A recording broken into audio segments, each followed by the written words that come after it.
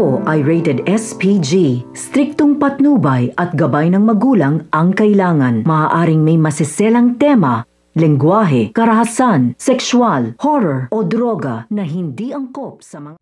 Natagumpayan na nga ng mahikayat nga ni Lani at ni Charlie na ibenta nga ni Joanna ang Joanna's Legacy. At dahil dito ay may pangasar na nga itong si Lani at Charlie dito nga kay Ina. Dahil alam nga ni Lani at ni Charlie na mahalaga nga ito kay Ina. Dahil nga hindi lang para kay Ina ay para na rin kay Lola Aurea. Hindi nga matanggap ni Yuan ang desisyon nga ni Joanna na ibenta na nga ang Joanna's Legacy.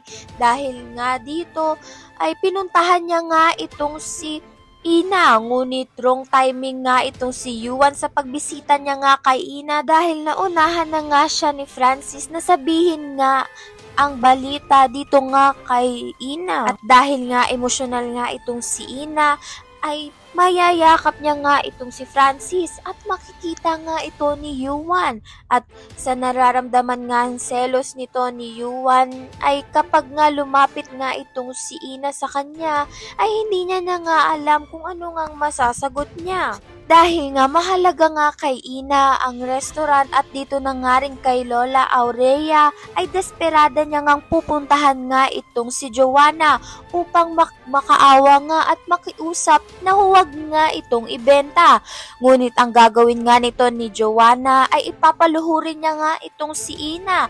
At hindi pa doon natatapos at gusto pa nga ni Joanna na halikan nga ang kanyang paa upang ngang ito ngang si Ina ay magmukhang kaawa-awa sa gusto niyang mangyari.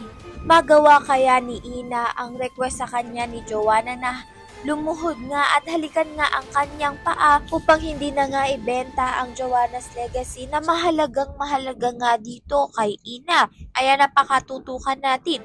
Maraming salamat sa iyong panonood.